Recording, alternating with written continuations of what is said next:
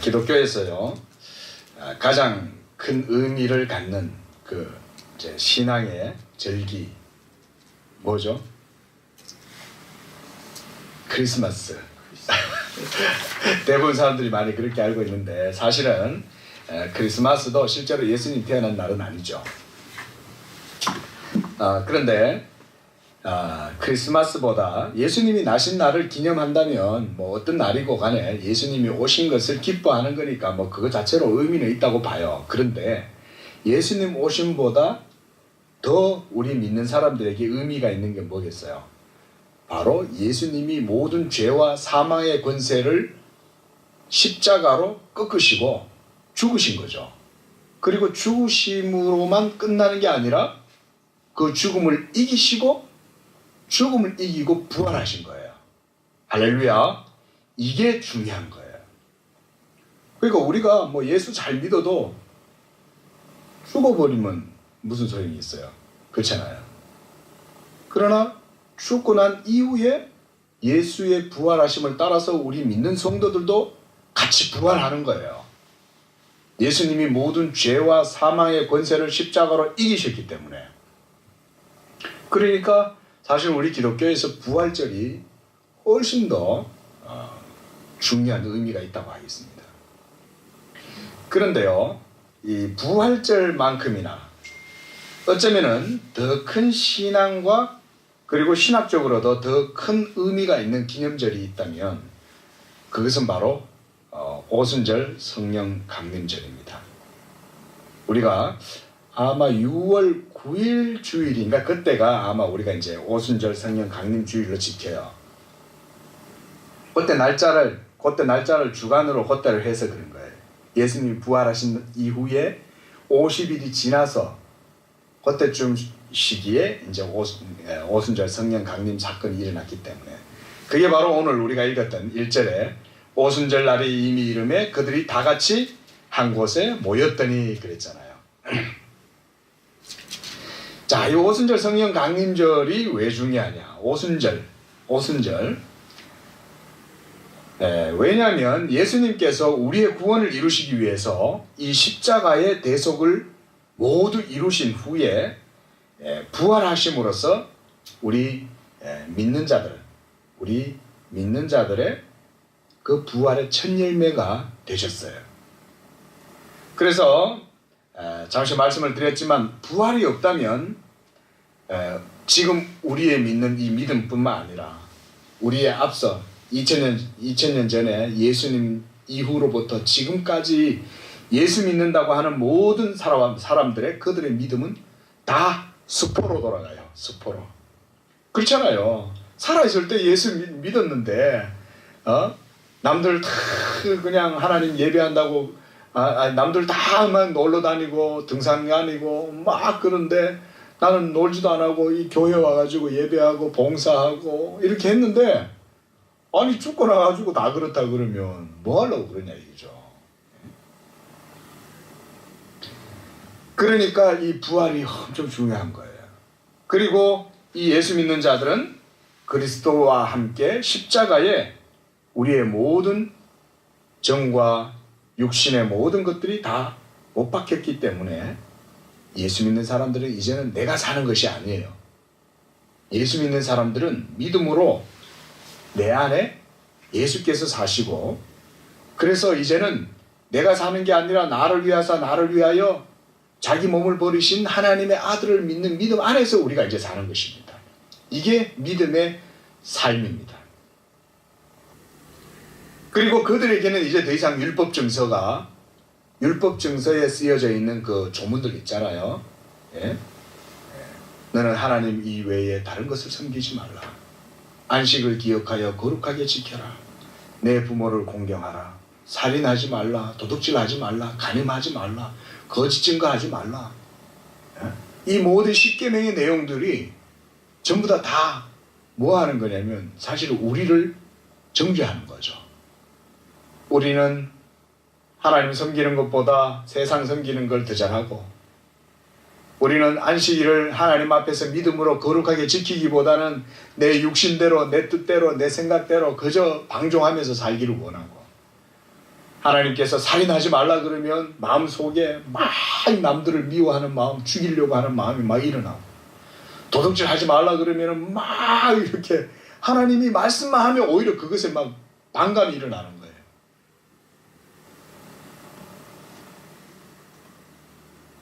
그래서 이런 것들이 더 이상 율법에 쓰여져 있는 우리를 정죄하는 그 모든 율법 조문이 예수의 십자가로 다 도말되었어요. 그게 예수님의 십자가의 능력이에요. 그 십자가에서 우리의 모든 죄를 대신해서 예수님이 다 도말하고 거기서 모두 다 우리를 향하는 이 율법에 쏘는 것, 정죄하는 것, 이것들이 다 소멸되어 버렸어요. 더 이상 율법에 기록되어져 있는 이 모든 하나님의 계명의 말씀이 우리를 공격하는 것이 아니라 기록된 율법의 그 말씀이 오히려 우리에게 이제는 정죄의 말씀이 아닌 생명의 말씀이 돼요. 그 말씀이 우리에게 오히려 영혼의 복이 되고 기쁨이 되고 그 말씀이 도리어 우리의 삶의 기업이 되고 이렇게 되는 거예요. 이게 거듭난 사람에게 있어서 율법입니다. 율법이 없어지는 게 아니라 이전에는 율법이 도둑한테는 경찰이 어떻게 돼요? 무섭잖아요. 근데 도둑이 아닐 때는 어때요? 경찰서장의 아들은 예를 비유를 하자면 경찰서장 아들이 그 경찰서에 가가지고 경찰들을 무서워하겠냐 이거죠. 그런데 그 경찰들은 아무런 소용이 없습니까? 아니죠. 그 경찰서장의 아들을 지켜주죠. 경찰들이. 그 율법이 그런 거예요.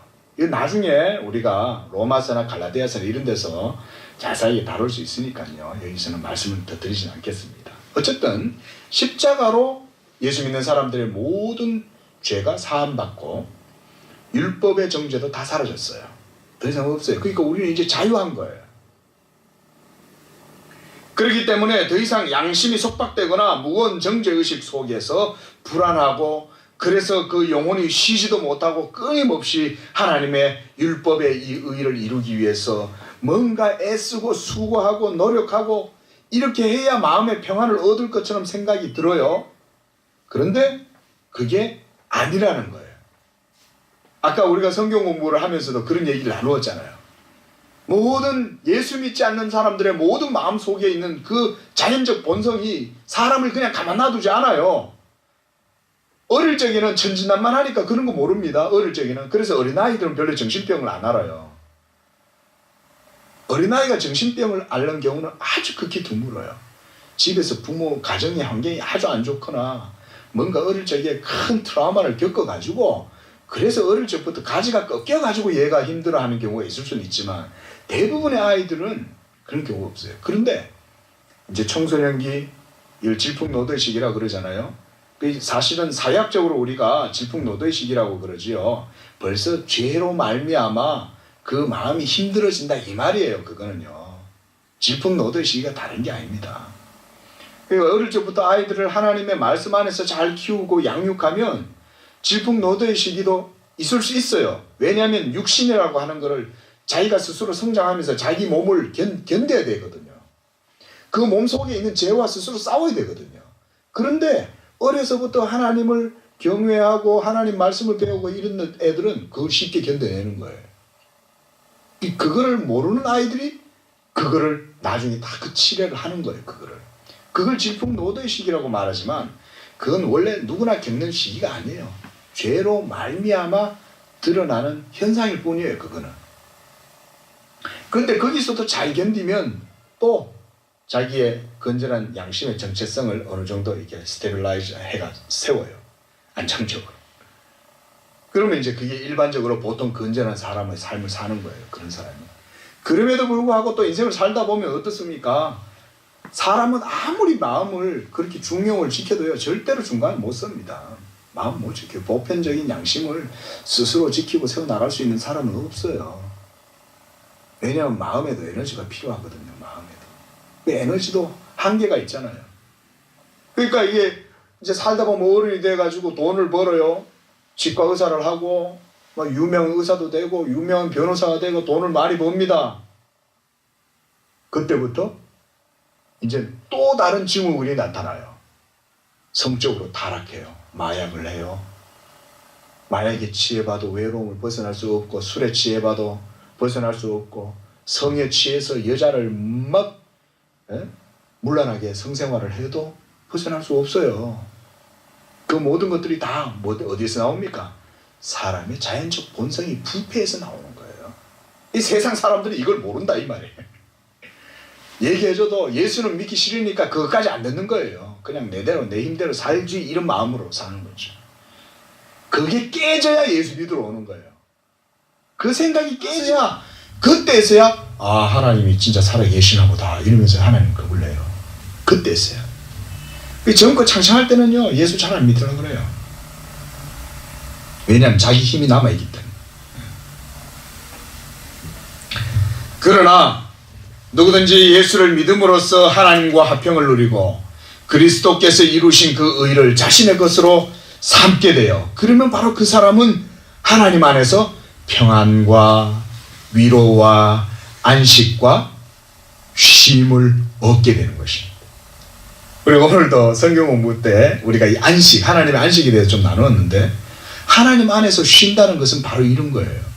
그 마음이 진짜로 영적으로 마음이 쉼을 얻으려면요 예수 그리스도가 이 부패하고 저주와 사망으로 가득한 이 죄악된 세상 속에 이 모든 저주의 고리를 완전히 예수의 의로 끊고 그 예수의 의로 영원히 만족함을 얻을 때야 쉼을 얻을 수 있어요.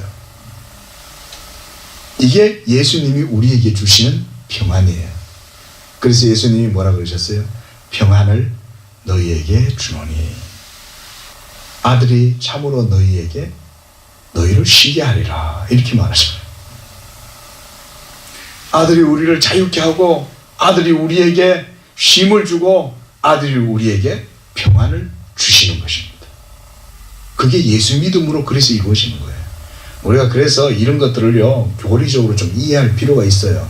교리는요 다 이렇게 모든 성경을 조직적으로 다 이해하도록 해주거든요. 그래서 우리가 교회에서요 이런 교리들을 나중에 깊이 배워야 돼요. 그러면 이런 성경에서 예수님이 말한 복음이 우리 사람의 영혼에 어떻게 실제적으로 효력이 있고 어떻게 우리를 마음을 평안하게 하고 자유케 하느냐 이런 것들을 깊이 있게 배울 수가 있어요. 우리는 요즘 이제 이렇게 결혼 정도를 보잖아요. 그러니까 이제 우리 성도님들도 이런 결혼적인 것 정도를 보는 것에서 만족하시면 안 돼요. 지금은 이제 우리가 처음 하니까 이런 정도로 제가 쑥 말하자면 훑고 지나가는 정도로 하는 것이지만 이걸 점점 이제 들으시다가는 나중에는 이 복음의 깊은 진리의 이 지식을 우리가 깊이 배울 수도 있어야 됩니다. 그것까지 나가려고 좀 힘쓰시기를 바랍니다. 그렇게 해야 됩니다. 자, 이제 사도행전을 보면요. 누가가 1절에서 그리스도께서 이 모든 1장 1절 얘기예요. 1장 1절에는 누가가 처음에 뭐라 그래요? 한번 보세요. 1장 1절에. 거기 보니까 예수께서 행하시며 가르치시기를 시작하심부터 2절에 그가 택하신 사도들에게 성령으로 명하고 승천하신 그날까지의 일을 기록했다 그랬잖아요.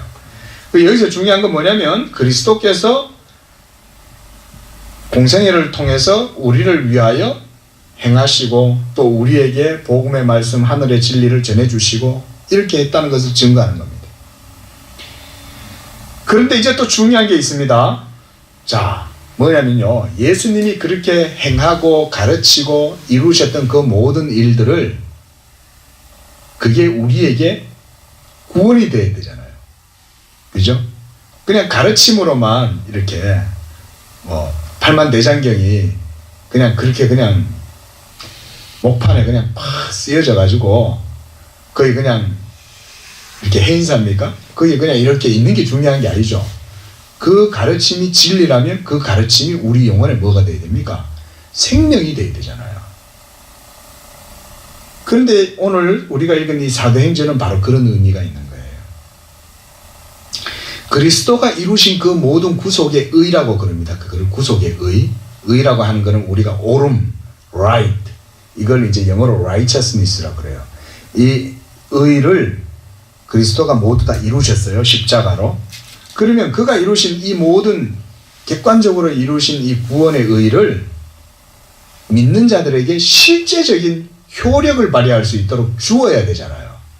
우리가 그걸 누려야 되잖아요. 그래 2000년 전에 예수님이 하신 일들을 그냥 이렇게 박물관에 쇼케이스 속에 그냥 이렇게 놔두면 그건 아무런 의미가 없잖아요.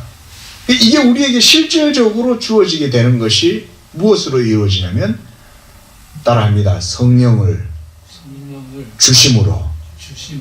성령을 주심으로 예수의 그 행하신 모든 의가 우리에게 여러분의 것이 되는 거예요. 그러니까 사도행전 2장, 사도행전의 이 사도행전은 바로 그런 의미에서 굉장히 중요한 거예요. 예수님이 승천해서 하늘 보좌로 가시죠. 그걸로 끝나는 게 아니라 거기 가셔서 뭘 하신다는 거예요. 우리에게 아버지의 약속하신 성령을 보내주신다는 것입니다.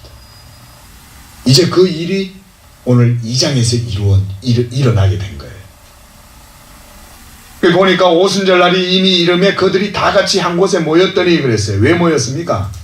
예수님이 말씀했기 때문에 모여 있는 거예요. 너희는 예루살렘 성을 떠나가지 말고 내가 아버지께로 가면 너희에게 성령을 아버지께서 약속하신 성령을 너희에게 보내줄 터이니 성령 받을 때까지 너희는 떠나지 말고 여기 한테 모여 있어. 예수님은 그렇게 말씀하신 거예요. 그래서 이들이 다 한테 모여 있는 거예요.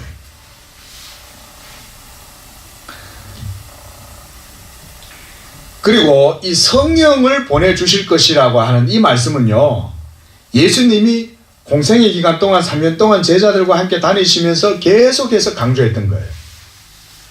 우리가 저번에도 한번 그런 말씀 드렸지만 예수님은 이렇게 말씀했어요. 내가 아버지께로 가면 너희에게 성령을 보내줄 것이요. 그가 오시면 그가 자의로 말하지 않고 오직 듣는 것을 말하시며 그가 내 것을 가지고 너희에게 알리실 것이다. 이렇게 말했어요.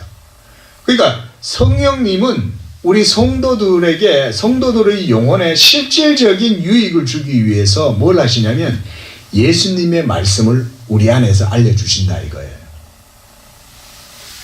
그렇잖아요. 그러니까 우리가 예수님을 믿는 거잖아요. 예수님을 믿음으로 예수님에 대해서 알게 되고 예수님을 믿음으로 그분의 구원의 은혜를 누리고 이러잖아요. 근데 그 모든 일들을 다 누가 하시냐? 성령님이 하시는 거예요.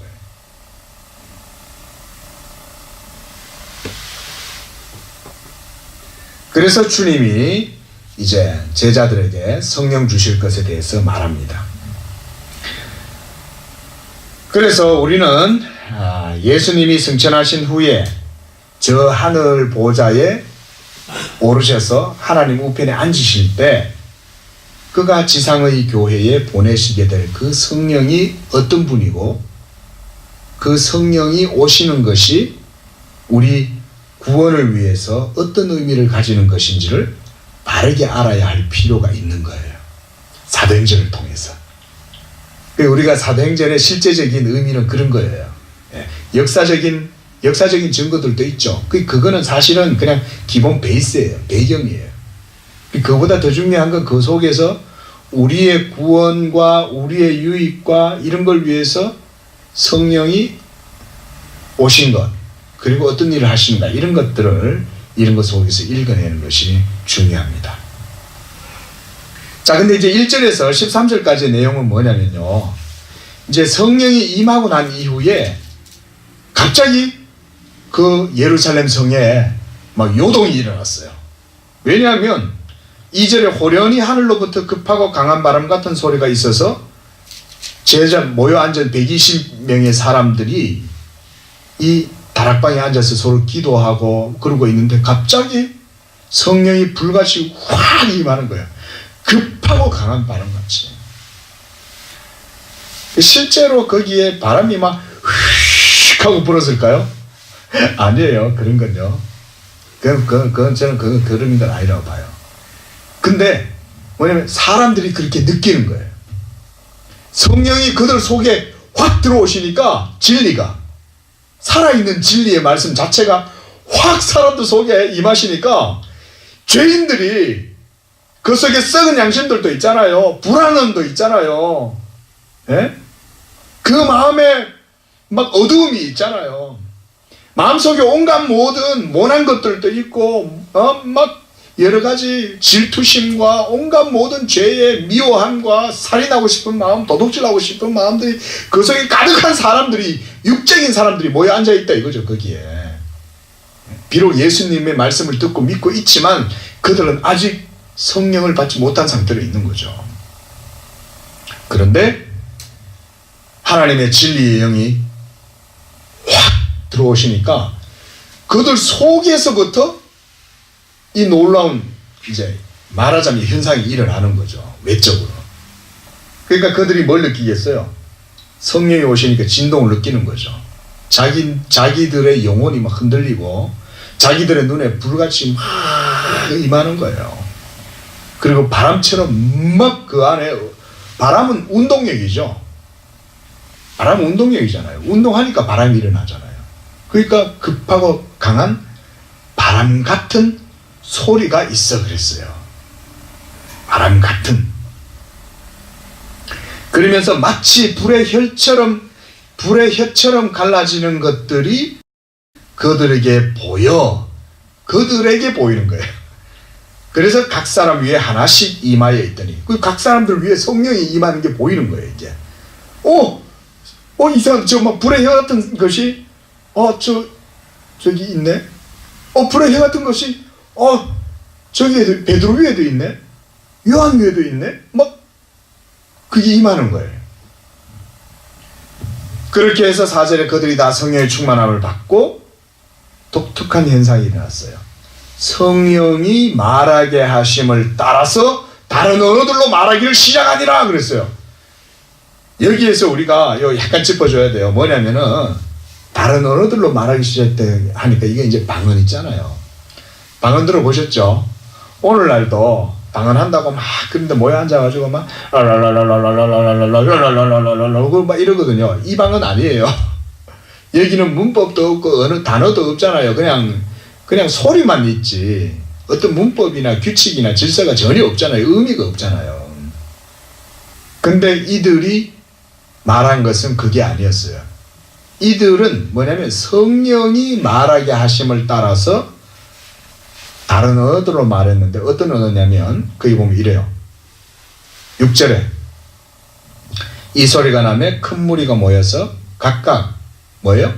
자기의 방언으로 제자들이 말하는 것을 듣고 놀란 거예요.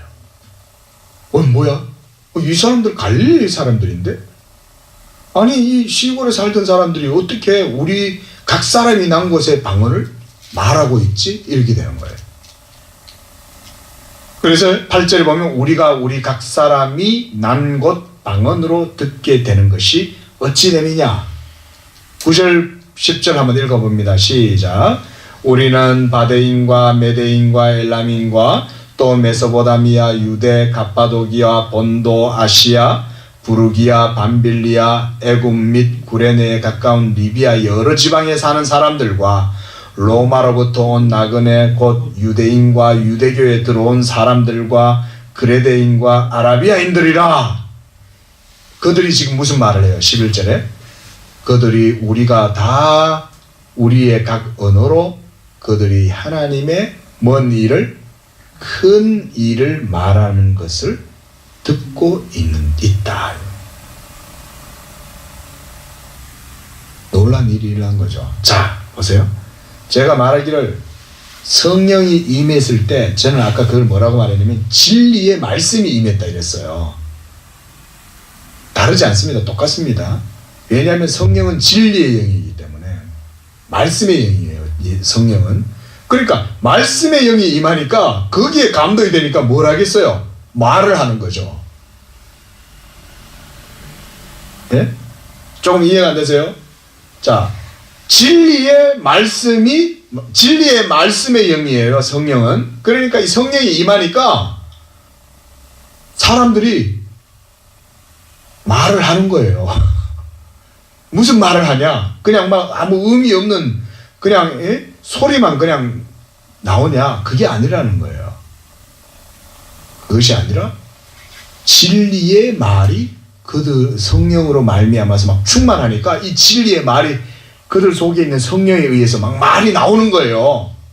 그게 성령의 말하게 하심을 따라해요. 능동태가 아니고 수동태예요. 수동형으로 이루어지는 거예요. 성령이 임하니까 성령의 충만함을 따라서 그냥 말하는데 그게 자기 속에 말씀이 들어오니까 그 말씀이 막 말되는 거예요. 그게 어떻게 나타나냐면 각 지역에 있는 사람들의 언어로 말이 나오는 거예요. 이게 이제 성령의 역사죠.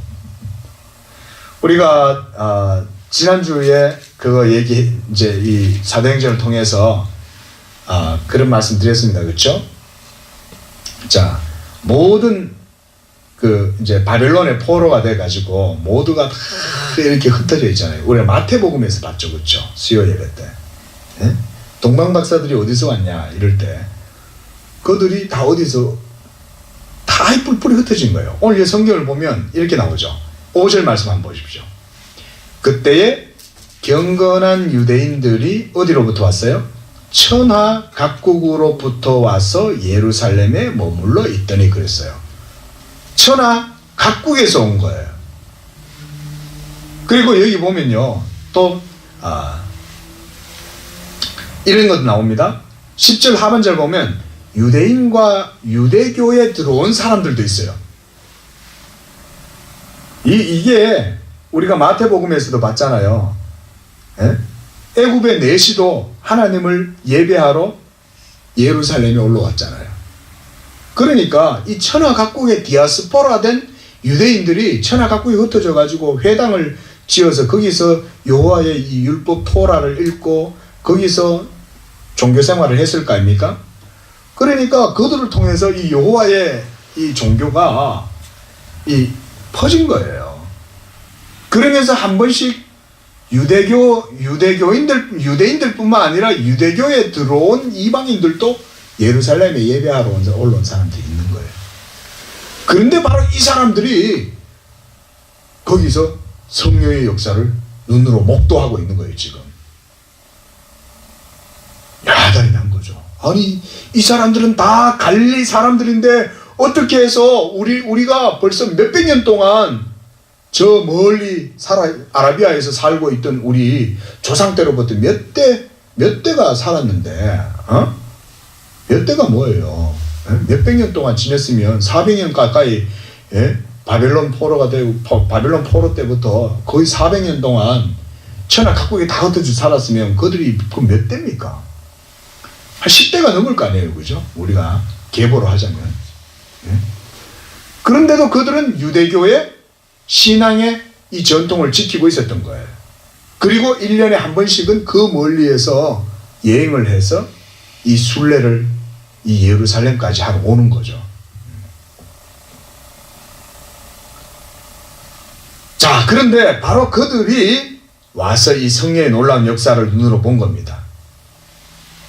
자, 그리고 이제 14절부터 이제 베드로가 일어서서 설교를 해요. 그런데 왜 그러냐면 베드로는 지금 일어난 이 일이 하나님의 구원의 역사라고 하는 것을 설명을 하고 있는 거예요. 그 사람들이 막 뭐라 그랬어요? 12절에 한번 보세요. 다 놀라서 당황하면서 서로 이르되 이 어찌된 일이냐 하며 또 어떤 사람들은 막 조롱을 하는 거예요. 아이고 모여가지고 술 파티 향례를 벌이다가 아주 그냥 술에 취해서 야단이 났구만. 저 뭔 소리 저렇게 찌꺼리는 거야 저. 막 이런 식으로 이제 하니까 베드로가 그게 아니라고 얘기를 하는 거예요. 여러분들이여 들어라. 예루살렘에 사는 모든 사람들아, 오늘 너희들이 보고 있는 이 일은 내가 너희로 알게 할 것이다. 이 14절에 그렇게 말하죠. 그래서 내 말에 귀를 기울여라. 이때 여러분 그 15절에서 때가 지금 제3신이 이건 아침이라는 얘기예요. 때가 제3신이라는 말은 뭐예요? 오전 9시를 가리켜요. 그 아침에 그 120명의 사람들이 모여갖고 술 먹고 있을 일은 없잖아요. 그게 아니라는 거예요. 때가 제3신이 너희 생각과 같이 이 사람들이 취한 것이 아니다. 이 일은 바로 16절 선지자 요엘을 통해서 말씀하신 것과 같이 하나님께서 말세에 내가 내 영을 모든 육체에 부어주리니 너희의 자녀들은 예언할 것이고 너희 젊은이들은 환상을 보고 너희 늙은이들은 꿈을 꾸리라. 18절 그때 내가 내 영을 내 남종과 내 여종들에게 부어주리니 그들이 예언할 것이요. 19절에 내가 위로 하늘에서는 기사와 아래로 땅에 징조를 베풀고 피와 불과 연기로다. 주의 크고 영화로운 날이 이르기 전에 해가 변하여 어두워지고 달이 변하여 피가 되리라. 누구든지 주의 이름을 부르는 자는 구원을 받으리라 하였느니라. 이 요엘 선지자의 말씀을 베드로가 인용을 해요. 그러면서 이 성령을 하나님이 마지막 시대에 성령을 부어주실 것에 대해서 말씀해요. 그래서 우리가요 신학적으로 예수님이 부활하시고 승천하신 이후에 성령이 오셨잖아요. 이때 오순절 때부터. 그래서 이 오순절 이후부터 성령이 임하신 지금까지 모든 성령의 시대거든요. 성령이 역사하시는 시대라고 그럽니다. 이 시대를 그래서 우리가 종말론적인 시대다 이렇게 말합니다. 뭐 이런 것들 이제 공부니까요. 한번 따라해 볼까요? 종말론적 시대.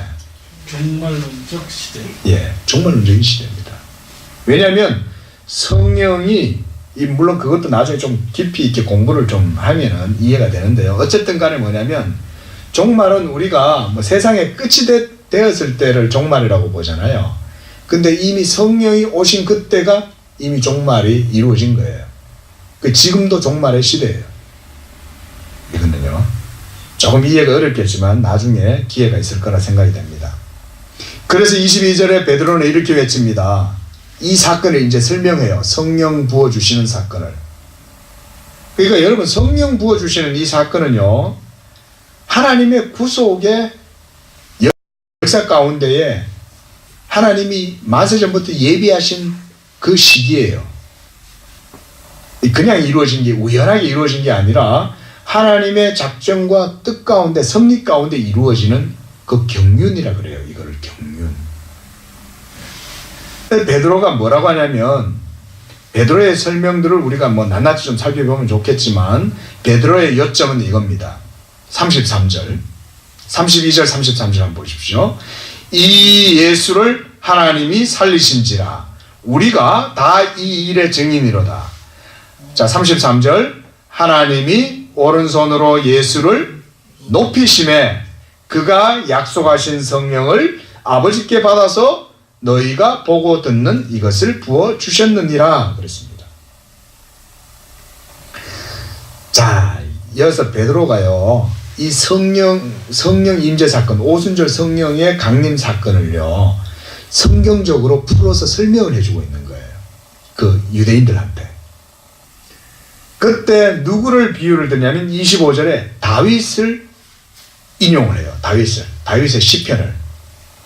그러면서 이게 시편 16편에 나오는 내용인데 내가 항상 내 앞에 계신 줄을 배웠으며 나를 요동치 않게 하기 위해서 그가 내 우편에 계시도다. 이러면서 시편을 얘기하다가 27절에 내 영혼을 음불에 버리지 아니하시고 주의 거룩한 자로 썩음을 당하지 않게 하실 것이미로다. 그러면서 이 부활에 대해서 다윗이 말했다고 베드로가 지금 그걸 설명을 해주고 있는 거예요. 이미 그러니까 다윗은 뭘 봤어요? 성령의 감동이 돼가지고 장차 하나님께서 다윗의 자손 가운데 메시아가 나오시고 그래서 그 메시아가 모든 구원을 이룬 다음에 부활하셔서 그 영광을 얻으실 것에 대해서 다윗이 시편에서 이렇게 벌써 노래했다는 거예요. 그래서 32절에 이 예수를 하나님이 다시 살리셨다.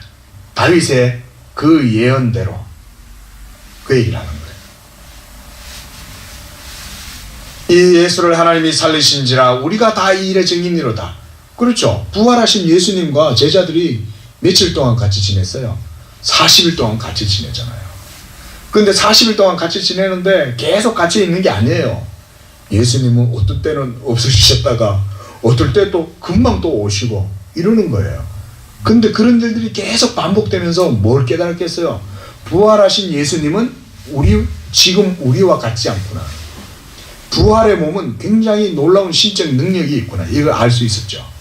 예. 뭐 벽으로도 그냥 쑥 사라지시기도 하고 벽에서 그냥 쑥 들어오시기도 하고 그러거든요. 문도 닫혀 있는데 그냥 쑥 들어오시는 거예요. 그게 이제 그리스도의 부활의 몸이에요. 신령한 몸이죠. 그런데도 불구하고 그 예수님은 또 제자들하고 같이 앉아서 먹어요. 또 드시는 거예요. 음식을. 음식도 드시는 거예요. 그러니까 여러분 우리가 이 땅에서 음식 먹는데 그 음식이 결코 뭐 천박하다든지 음식이 저급한 거라든지 이런 게 아닙니다. 왜냐하면 부활하신 예수님이 거룩한 부활체로 우리와 똑같은 음식을 드셨던 거예요. 이런 걸 보면 우리가 먹는 모든 음식은 다 선한 거예요. 그렇죠?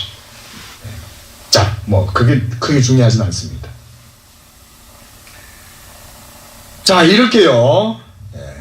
성령의 역사를 베드로가 설명을 하면서 또 계속해서 다윗을 또 인용해요. 그게 34절이에요. 그러면서 다윗은 하늘에 올라가지 못했지만 다윗이 친히 말했어요. 그게 바로 34절 하반절에 주께서 내 주에게 말씀하시기를 내가 내 원수로 네 발등상 되게 하기까지 너는 내 우편에 앉아 있으라. 이 말씀을 딱 인용하는 거예요. 사실은요, 이게 우리가 지금 이제 사도행전을 개괄적으로 보니까 제가 이걸 깊이 설명을 지금 못 드리는 거예요. 그러니까 반드시 성경 공부를 하셔야 돼요. 성경 공부를 할 때는 제가 이런 거를 깊이 있게 설명을 할 수가 있어요. 근데 지금은 뭐 벌써 시간이 오래되고 벌써 막 저녁이 졸리지 가야 되니까 쉽지가 않잖아요. 성경 공부를 해야 됩니다. 근데 이 요는 이거예요. 이게 뭔 얘기냐면요. 다윗, 아까 우리가 성경 공부 시간에도 이 얘기 했어요. 그렇죠? 자, 뭡니까? 다윗이 성령에 감동되어서 하늘을 바라보니까 천상에서 어떤 일이 벌어지냐면 성부 하나님 여호와께서 성자 하나님 여호와에게 이 말씀을 하시는 거예요. 34절 35절을 뭐라고 말했냐면 주께서 다윗의 주님이요. 이때 주께서는 누구냐면 성부 하나님 여호와가 다윗의 주님이신 내 주 예수님 성자 하나님께 말하는 거예요. 이게 시편 여러분 110편입니다. 110편에 이게 나옵니다. 그 뭐라고 말씀하시냐면 여호와 하나님이 여호와 하나님에게 말씀하시는 것이 다윗이 보이는 거예요. 내가 너의 원수로 네 발등상 되게 하기까지 너는 내 우편에 앉아 있으라 하셨도다. 이 말씀을 베드로가 인용을 하고 있는 거예요.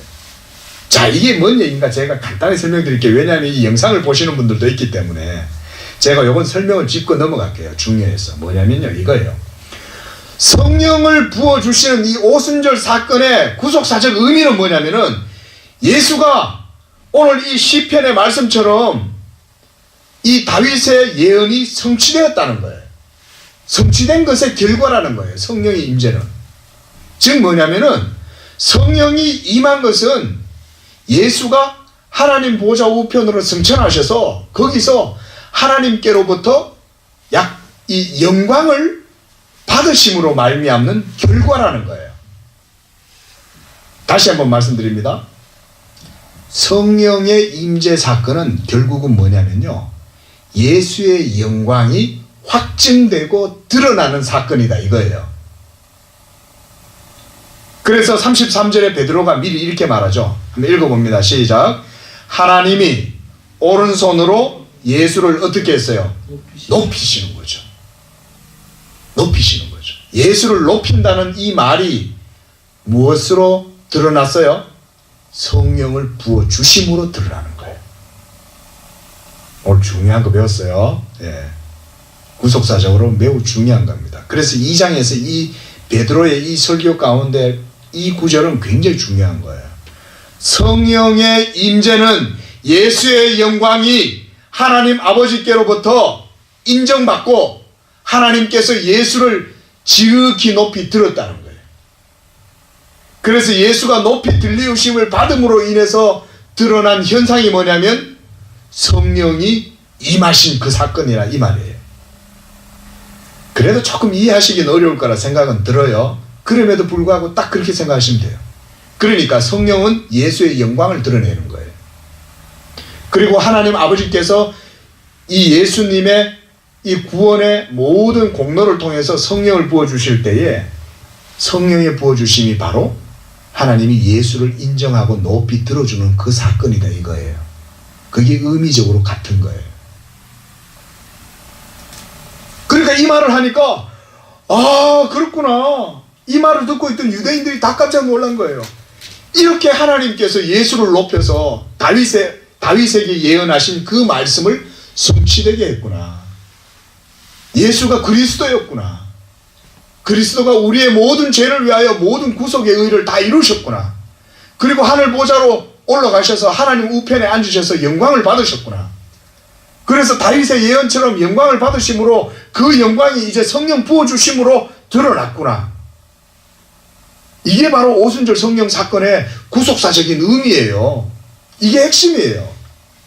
그래서 사도 바울도요 이걸 항상 이걸 강조했습니다. 우리 빌립보서 한번 찾아보겠습니다. 빌립보서 2장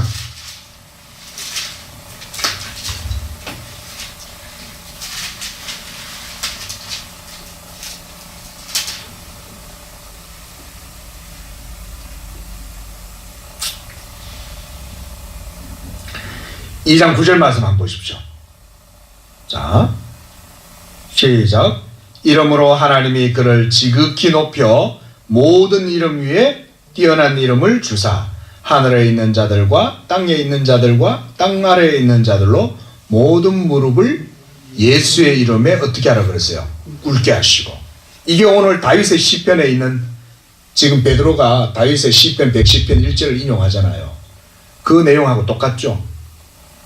내가 너의 원수로 네 발등상, 즉 뭐냐면 너의 발 앞에 모든 무릎을 꿇게 하기까지 너는 내 우편에 앉아 있으라 그랬다는 거예요. 이게 뭐냐면 하나님이 예수를 높이 올리신 사건이에요. 결국은요 성령의 임재 사건은 뭐냐면 예수의 영광이 확증되고 드러나는 사건이라니까요. 성령의 임재 사건은.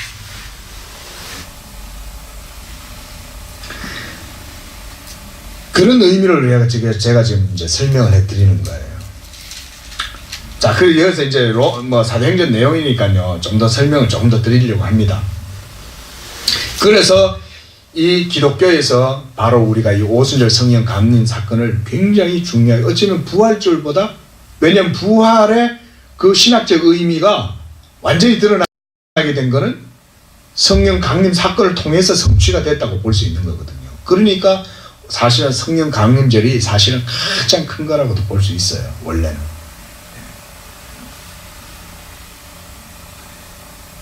자, 우리가 오순절 그러면은요 성령 강림이잖아요. 근데 이 구약 성경의 절기에서 이 오순절은 다른 이름으로도 불렸어요. 뭐라고 불렸냐면 히브리 말로는 이 샤부아 이랬어요. 샤부아.